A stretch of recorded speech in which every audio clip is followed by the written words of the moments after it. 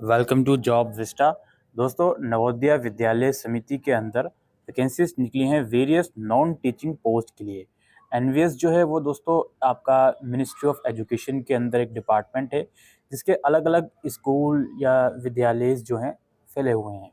तो इसमें जो वैकेंसीज निकली हैं नॉन टीचिंग पोस्ट के लिए, और जो वैकेंसीज हैं वो आपके कुछ इस प्रकार हैं। Female staff nurse group B की वैकेंसी है जो कि पोस्ट कोड 01 है। नंबर ऑफ वैकेंसीज आप अपनी स्क्रीन के ऊपर देख सकते हो।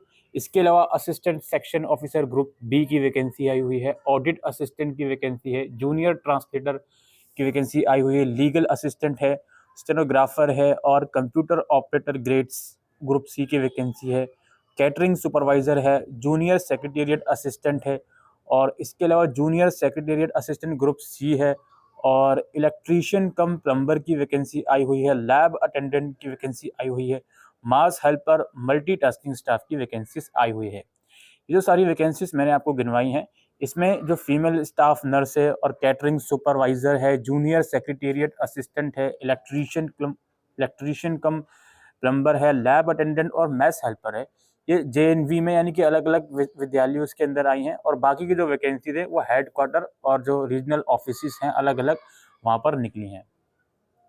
टेंटेटिव वैकेंसीज हैं, इसमें नंबर ऑफ वैकेंसीज में चेंजेस वगैरह भी हो सकते हैं। अब इन वैकेंसीज की अगर हम पोस्ट वाइज डिटेल में बात करें, जैसे जो आपका फीमेल स्टाफ नर्स की वैकेंसी है, इसका पे स्केल लेवल 7 है, 44,900 से 1,42,400 तक, और upper age limit up to 35 year है। इसकी एलिजिबिलिटी ये है, बीएससी ऑनर्स नर्सिंग में आपने किया हो या फिर आपने रेगुलर कोर्स करा हो बीएससी नर्सिंग में किसी भी रिकॉग्नाइज्ड इंस्टीट्यूट से, या फिर आपने पोस्ट बेसिक बीएससी नर्सिंग किया हो, और आप इन तीनों में से कोई एक होना चाहिए। और इसके अलावा ये दूसरा और तीसरा भी कंप्लीट करना है। दूसरा क्या है कि एज अ नर्स और नर्स मिडवाइफ आप रजिस्टर्ड होने चाहिए किसी भी स्टेट नर्सिंग काउंसिल से, और 2.5 एक्सपीरियंस यानी कि 2.5 साल का एक्सपीरियंस 50 बेडेड हॉस्पिटल में आपके पास होना चाहिए आफ्टर रिक्वायरिंग 1 यानी कि क्वालिफिकेशन के बाद। डिजायरेबल क्या है भाई, आपको हिंदी, रीजनल लैंग्वेज और इंग्लिश की नॉलेज होनी चाहिए। डिजायरेबल है, एसेंशियल नहीं है। इसके बाद असिस्टेंट सेक्शन ऑफिसर है दोस्तों, इसमें बैचलर डिग्री चाहिए किसी भी रिकॉग्नाइज्ड यूनिवर्सिटी की। एज लिमिट आपका 23 से 33 साल है और 3 साल का एक्सपीरियंस आपका एडमिनिस्ट्रेटिव फाइनेंशियल मैटर्स किसी भी सेंट्रल गवर्नमेंट में या ऑटोनोमस ऑर्गेनाइजेशन में होना चाहिए। ऑडिट असिस्टेंट के लिए दोस्तों 18 से 30 साल एज लिमिट है, इसमें बीकॉम चाहिए आपको किसी भी रिकॉग्नाइज्ड इंस्टीट्यूट का। डिजायरेबल के अंदर ये बोलते हैं 3 साल का एक्सपीरियंस है अगर किसी गवर्नमेंट या सेमी गवर्नमेंट सेक्टर में, तो आपको प्रेफरेंस दिया जाएगा। याद रखिए, जो डिजायरेबल चीज़ें होती हैं वो मैंडेटरी नहीं होती। अगर वो आपने करी हैं, अगर उस कैटेगरी को आप फुलफिल कर रहे हो तो आपको प्रेफरेंस दिया जा सकता है। जूनियर ट्रांसलेटर की वैकेंसी है, इसमें 32 साल से ज़्यादा की एज आपकी नहीं होनी चाहिए। इसमें क्वालिफिकेशन ये है कि आपके पास मास्टर डिग्री हो हिंदी में और उसमें इंग्लिश आपने कंपलसरी सब्जेक्ट पढ़ा होना चाहिए, या फिर मास्टर डिग्री हो इंग्लिश में और उसमें हिंदी एज अ सब्जेक्ट आपने पढ़ा होना चाहिए, या फिर आपके पास हिंदी या इंग्लिश के अलावा किसी दूसरे सब्जेक्ट की मास्टर डिग्री हो हिंदी मीडियम में और उसमें इंग्लिश आपने कंपलसरी सब्जेक्ट पढ़ा होना चाहिए, या फिर आपके पास हिंदी और इंग्लिश के अलावा मास्टर डिग्री हो इंग्लिश मीडियम में और उसमें हिंदी एज अ सब्जेक्ट आपने पढ़ा होना चाहिए, या फिर आपके पास मास्टर डिग्री है किसी सब्जेक्ट में हिंदी और इंग्लिश के अलावा, फिर Hindi and English as compulsory subject और इलेक्टिव सब्जेक्ट। ठीक है, हिंदी और इंग्लिश सब्जेक्ट उस मास्टर डिग्री में होनी चाहिए। तो ये इनमें से कोई एक क्वालिफिकेशन आप फुलफिल कर रहे होगे तो आप एलिजिबल हो, और आपके पास डिप्लोमा या सर्टिफिकेट हो ट्रांसलेशन का हिंदी टू इंग्लिश में और वाइस वर्सा यानी कि इंग्लिश टू हिंदी में, या फिर डिप्लोमा नहीं है तो उसके अलावा अगर आपके पास 2 साल का एक्सपीरियंस है ट्रांसलेशन वर्क का हिंदी टू इंग्लिश और वाइस वर्सा किसी भी सेंट्रल या स्टेट गवर्नमेंट ऑफिस में, तो भी आप लोग एलिजिबल हो। लीगल असिस्टेंट के लिए लॉ की डिग्री चाहिए और 3 साल का एक्सपीरियंस हो आपके पास लीगल केसेस को हैंडल करने का किसी भी गवर्नमेंट डिपार्टमेंट में या ऑटोनोमस बॉडी में या पब्लिक सेक्टर अंडरटेकिंग में। इसमें डिजायरेबल ये है कि कंप्यूटर ऑपरेशन और हिंदी इंग्लिश की नॉलेज आनी चाहिए। स्टेनोग्राफर की आपका 18 से 27 एज लिमिट है, इसमें 12 पास की रिक्वायरमेंट है और स्किल टेस्ट इसमें होंगे। डिक्टेशन होगा आपका 10 मिनट का 80 वर्ड पर मिनट के हिसाब से, और ट्रांसक्रिप्शन आपका 50 मिनट का होगा इंग्लिश में और 60 मिनट का हिंदी में होगा कंप्यूटर पे। इसके अलावा कंप्यूटर ऑपरेटर की जो वैकेंसी है इसके लिए बीसीए या बीएससी कंप्यूटर साइंस आपने किया हो या फिर आपने बीई या बीटेक करा हो कंप्यूटर साइंस में, एज लिमिट 18 से 30 साल है। और कैटरिंग सुपरवाइजर की जो वैकेंसी है इसके लिए बैचलर डिग्री चाहिए, होटल मैनेजमेंट में किसी भी इंस्टीट्यूट से रिकॉग्नाइज हो, या फिर आपने ट्रेड प्रोफिशिएंसी सर्टिफिकेट हो आपके पास कैटरिंग का, और उसके साथ साथ 10 साल का minimum 10 year service in defence service of regulation establishment, ex serviceman के लिए है, यानी कि ये वाला क्वालिफिकेशन एक्स सर्विसमैन के लिए, अदरवाइज ये आपको होटल मैनेजमेंट की डिग्री चाहिए होगी। जूनियर सेक्रेटेरिएट असिस्टेंट जो 18 से 27 साल एज लिमिट है, इसके लिए क्लास 12 की रिक्वायरमेंट है किसी भी रिकॉग्नाइज बोर्ड से, और 30 वर्ड पर मिनट की इंग्लिश में और 25 वर्ड पर मिनट की हिंदी में आपकी टाइपिंग स्पीड होनी चाहिए, या फिर आपने +2 लेवल पास आउट करा हुआ है और उसके साथ साथ secretarial practice and office management का वोकेशनल सब्जेक्ट आपके पास होना चाहिए, तो भी आप इसमें एलिजिबल हो। ठीक है, डिजायरेबल में यहाँ पे आप लोग देख लीजिएगा कंप्यूटर ऑपरेशन वगैरह की नॉलेज होनी चाहिए। इसके अलावा जूनियर सेक्रेटेरिएट असिस्टेंट की वैकेंसी है, इसके लिए भी सेम रिक्वायरमेंट है जो जस्ट अभी ऊपर मैंने आपके साथ डिस्कस करी है, वर्ड लिमिट भी इसमें चाहिए होगी।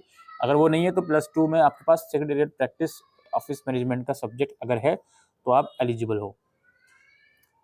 इसके अलावा इलेक्ट्रीशियन कम प्लम्बर, इसमें 10th पास आउट चाहिए और ITI आपने करा हो इलेक्ट्रीशियन या वायरमैन की फील्ड में, और 2 साल का एक्सपीरियंस हो इलेक्ट्रिकल इंस्टॉलेशन में या वायरिंग में। लैब अटेंडेंट के लिए क्या है जी, 10th क्लास की रिक्वायरमेंट है और उसके साथ सर्टिफिकेट या डिप्लोमा हो लेबोरेटरी टेक्निक में, या फिर क्लास 12 आपने कराए साइंस स्ट्रीम से तो भी आप लोग एलिजिबल हो। मैथ्स हेल्पर के लिए मैट्रिकुलेशन चाहिए यानी कि क्लास 10th चाहिए, और 5 साल का एक्सपीरियंस हो गवर्नमेंट रेजिडेंशियल ऑर्गेनाइजेशन में, स्कूल वगैरह में, और स्किल टेस्ट होगा करवाया जाएगा, वो भी आपको पास आउट करना होगा। मल्टीटास्किंग स्टाफ की वैकेंसी है, इसके लिए क्लास 10th की रिक्वायरमेंट है। ये सारी पोस्ट की बात हो गई। अब हम बात करते हैं इसका एज रिलैक्सेशन की। अपर एज लिमिट में रिलैक्सेशन मिलेगा, SC/ST को 5 साल, OBC को 3 साल। मैस हेल्पर की जो वैकेंसी है इसमें एज रिलैक्सेशन दिया जाएगा कैजुअल लेबर जो JNV की कैजुअल लेबर्स हैं उनको। मल्टीटास्किंग स्टाफ में जो HR जो हेडक्वार्टर और रीजनल ऑफिस में वैकेंसी है उसके लिए जो NVS के एम्प्लॉय हैं उनको 5 साल का रिलैक्सेशन दिया जाएगा, और कुछ और रिलैक्सेशन स्पेसिफिक कैटेगरीज वाले कैंडिडेट्स को दिया जाएगा जो यहाँ पर लिखा हुआ है। कट ऑफ डेट जो है एलिजिबिलिटी क्राइटेरिया की और एजुकेशन क्वालिफिकेशन की will be the closing date of submission of online form. ठीक है, जो फॉर्म की लास्ट डेट है उससे पहले पहले सारी क्वालिफिकेशन और एज लिमिट का क्राइटेरिया आपको फुलफिल करना है। इट मीन्स फाइनल ईयर वाले एलिजिबल नहीं है, आपको क्वालिफिकेशन आपकी कंप्लीट होनी चाहिए एट द टाइम आप फॉर्म अप्लाई करोगे लास्ट डेट से पहले पहले। मोड ऑफ सिलेक्शन की बात करें तो लीगल असिस्टेंट के लिए सिलेक्शन जो होगा वो कॉम्पिटिटिव एग्जाम और इंटरव्यू के बेसिस पर होगा, और इसके अलावा कुछ और जो वैकेंसीज हैं जैसे female staff nurse, assistant sectional officer, audit assistant, junior translation officer, computer operator, catering supervisor और लैब अटेंडेंट एंड MTS, इसके लिए जो सिलेक्शन होगा वो सिर्फ कॉम्पिटिटिव एग्जाम के बेसिस पर होगा। जो स्टेनोग्राफर जूनियर सेक्रेटेरिएट असिस्टेंट है, junior secretariat assistant JNV cadre के अंदर है, इलेक्ट्रीशियन वगैरह है, मैथ्स हेल्पर वगैरह है, इसमें जो सिलेक्शन होगा वो आपका कॉम्पिटिटिव एग्जाम के बेसिस पर होगा, और जो स्किल टेस्ट जो होगा जो कि सिर्फ क्वालिफाई करना है उसके बेसिस पर इसमें सिलेक्शन होगा। In case candidate fails to qualify the trade या skill test, candidate would be rejected. Skill test typing test for the post of stenographer and JSA will be assessed on PC यानी कि computer. however mode of selection whichever so for all notified posts will be the sole discretion of NVS। तो कुल मिलाकर जो आपकी skill type vacancies हैं उनके लिए स्किल टेस्ट जो होंगे क्वालिफाई करने हैं जस्ट, बाकी सिलेक्शन आपका वो कॉम्पिटिटिव एग्जाम के बेसिस पर ही होगा। अब कॉम्पिटिटिव एग्जाम जो होगा वो कहाँ कहाँ पे हो सकता है वो उनकी सिटी यहाँ पर मेंशन है, अलग अलग स्टेट में एग्जाम होगा तो उसको आप लोग देख लीजिएगा।